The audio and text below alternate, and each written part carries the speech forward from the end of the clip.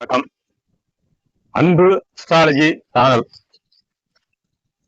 உங்களை அன்போடு வரவேற்கிறது. அன்பே யோகம் நிகழ்ச்சியில் நாம் இன்று கன்னியா லக்னத்திற்கு இந்த மார்ச் மாதம் கன்னியா லக்னத்திற்கு எப்படி இருக்கும் என்று பார்ப்போம். நண்பர்களே,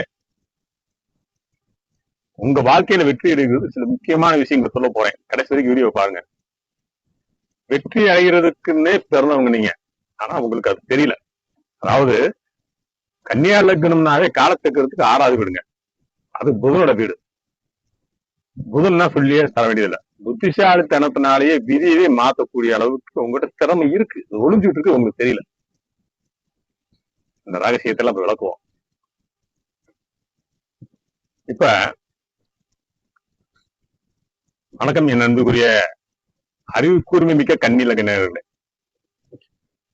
உங்கள் அன்பு ஜோதிடர் சிவராஜ். இந்த மார்ச் மாதம் கன்னியா லக்னத்திற்கு நவகிரகங்களின் இளவரசன் புத்திகாரகன் புதன் அவரோட ஆதிக்கத்துல பிறந்திருக்கீங்க. நீங்க எதையுமே நுணுக்கமா ஆராய்ந்து செயல்படக்கூடிய தன்மை உங்ககிட்ட இருக்கு. அது ஒளிஞ்சுட்டு இருக்கு, ஒரு சிலருக்கு அது தெரியாம இருக்கும். அதனால நீங்க அதை கொஞ்சம் கண்டுபிடிச்சிட்டீங்கன்னா வெற்றிதான். உங்ககிட்ட இருக்கு, அது இல்ல பிறக்கும்போது இருக்கு. அதாவது இதை எப்படி சொல்றோம்னா, ஒரு அளப்பரிய ஞானம். எப்படின்னா திட்டமிட்டு செயல்படுறது. உங்களை மாதிரி திட்டம் போட்டு செயல்படுறவங்க யாராலும் முடியாதுங்க. இது ஆளுமை திறன்னு சொல்லலாம். இது என்ன செய்யும் கேட்டீங்கன்னா, உங்ககிட்ட இருந்து மற்றவங்க கிட்ட தனிமையா காட்டும். உங்களை யாருன்னு சொல்லி தனித்து காட்டும். அந்த பையனா அவருங்களா அப்படின்னு சொல்லி மற்றவங்க பாக்குற அளவுக்கு இருப்பீங்க. அதுக்கு பூரா காரணம் புதன் தான். மிகப்பெரிய ஆளுமை திறன், செய்யக்கூடிய வேலையில் திறமை, அரசு வேலையா இருந்தாலும் சரி, தனியார் வேலையா இருந்தாலும் சரி, எல்லாத்துலயுமே அதெல்லாம் உங்ககிட்ட உள்ள இருக்குங்க. நீங்க பயன்படுத்தணும். கடந்த பிப்ரவரி மாதம் வரை உங்க லக்னாதிபதி புதன் கொஞ்சம் பின்னடைவை சந்திச்சதுனால சரியாக திட்டம் போட்டு சில சறுக்குகள் சந்திச்சிருப்பீங்க.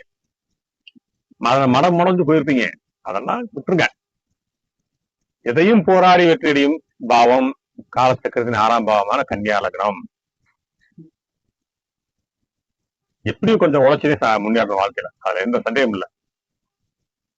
உங்க உழைப்புக்கு ஏற்ற பலன் கிடைக்கலையேன்னு நீங்க கொஞ்சம் ஆதங்கப்பட்டு மனசுல இருந்துருப்பீங்க. கவலைப்படாதீங்க. இந்த 2026 மார்ச் மாதம் உங்க கூர்மையான அறிவுக்கு ஒரு தீனி போடுற மாதிரி சில இழந்த வெற்றிகளை மீட்க அதை பார்ப்போம் என்னன்னு. இப்ப லக்னம்னு எடுத்துக்கிட்டா உங்களுக்கு 10ஆம் அதிபதியான புதன் பகவான், லக்னாதிபதியும் 10ஆம் அதிபதியான புதன் பகவான், ரெண்டுமே உங்களுக்கு புதன் தான். புரட்டாதி 3 அம்சத்தில் மேசத்தில் அமர்ந்து ஒரு அதிரடி மாற்றத்தை செய்ய போறாரு இந்த மாசம். அதே மாதிரி பிப்ரவரியில முடங்கியிருந்த உங்களுடைய செயல்பாடுகள் இப்ப வேகம் எடுக்க ஆரம்பிச்சிருச்சு. அதுல எந்த சந்தேகமும் இல்ல. கண்ணநாயகத்தையும் சொல்லுவாரு, நீ செயல்படுத்தவங்கன்னா உனக்கு நான் வழிகாட்டின்னு சொல்லுவாரு கண்ணபுரான். நம்ம உட்காந்து வீட்டுல ஒரே இடத்துல உட்காந்து இருந்தா எப்படி வழிகாட்டுவாரு? நீ நடக்க ஆரம்பிச்சினாலே யாரா இப்படி போப்பா, சந்துக்குள்ள போக, இந்த நேர் பாதையில போ அப்படின்னு சொல்ல முடியும். புதிய தொழில்நுட்பங்களை கற்றுக்கொண்டு முன்னேறுவீர்கள் நண்பர்களே. 10ஆம் பாவம் வலுப்படுவதால உத்தியோகத்துல உங்களுக்கு திறமைக்கு புதிய அங்கீகாரம் கிடைக்கும். இந்த மாசம் புதிய பொறுப்புகளும் உங்களுக்கு தேடி வரும்.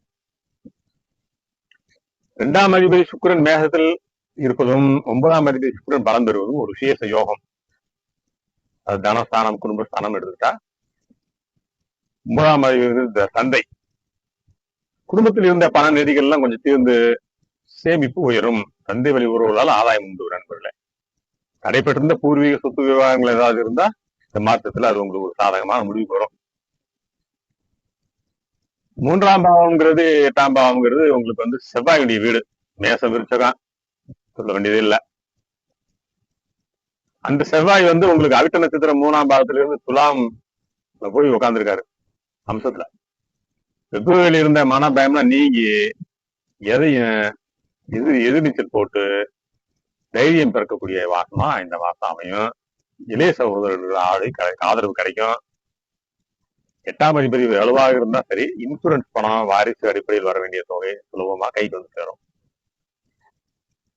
சுகஸ்தானம், தாய், வாகனம், கலத்தர் ஸ்தானம் எடுத்துக்கிட்டா பூராமே 4 மற்றும் 7க்கு அதிபதி குரு பகவான் வந்து புனர்பூசம் 1 மேசாம்சத்தில் நட்பு பெற்று அமர்வது பெரிய யோகம். வீடு, நில, வாகனம், கனவு நினைவாகும். தாயாரின் உடல் ஆரோக்கியம் சிறப்பா இருக்கும்.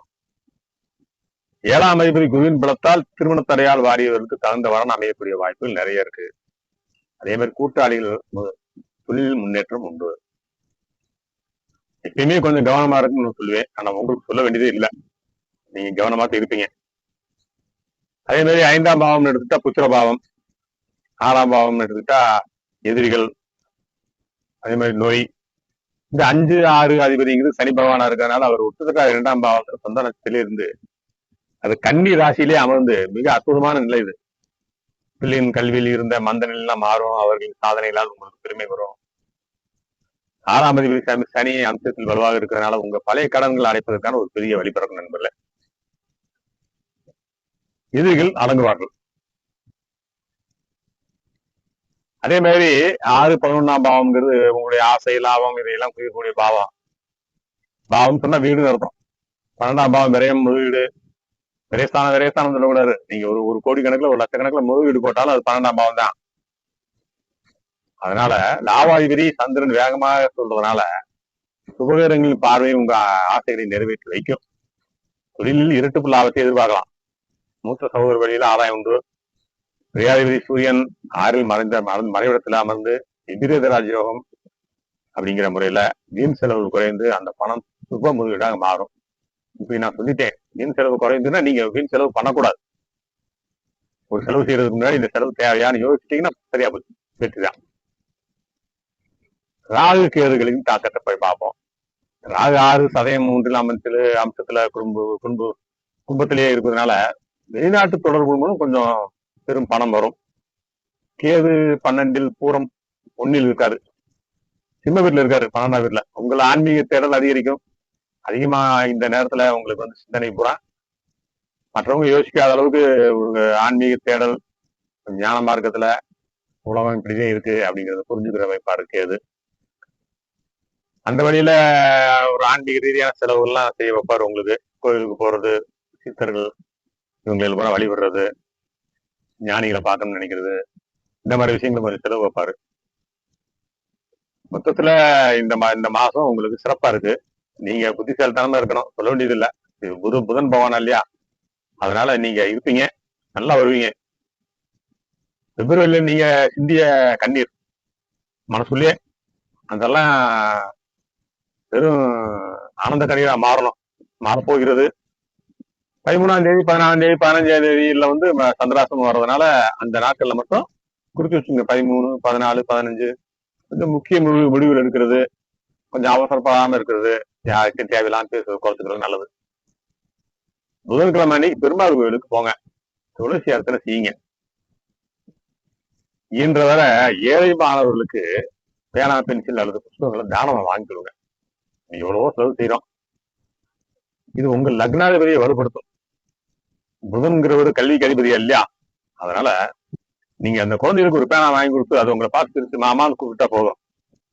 மாமன் காரனும் மாமன் காரன் எடுத்துட்டு புதன் தான். அந்த பிள்ளை சந்தோஷம், நான் மாமா போயிட்டு வரேன் அப்படி சொன்னா போதும். அந்த சந்தோஷத்திலே உங்களுக்கு நீங்க நினைச்சதெல்லாம் நடக்கும். ஏழைகளின் சிறப்பில் இறைவனை காணலாம், சந்தேகமே இல்லை. நம்பிக்கையோடு இந்த மாசம் தொடங்குங்க. உங்கள் புத்திசாலித்தனமே உங்களுக்கு வெற்றியை தேடுக்கிற நண்பர்களே. இறைவனர்களால் எல்லோரும் நன்றாக இருக்கும், நன்றாக இருப்போம். ஒவ்வொரு மாதமும் ஒவ்வொரு வருட பலனும் கோச்சார பலனை பார்த்து நாங்கள் சொல்கின்றோம். உங்கள் லக்னத்திற்கு உங்கள் பிறக்கும் போது இருக்கும் ஜாதக நிலையில் கிரகங்கள் நிலை, அது எந்த நட்சத்திரம் நட்சத்திரத்துல இருக்குன்னு பார்த்துதான் முடிவெடுக்கணும். பெரிய விஷயங்கள, முக்கியமான விஷயங்கள முடிவெடுக்கும் போது ஜோதிடரோட ஆலோசனையை கேட்டு முடிவெடுத்து செயல்படுத்துங்க. 4 பிரிவுகளை கேட்டு செயல்படுத்துங்க. எல்லோரும் நன்றாக இருப்போம். நன்றி.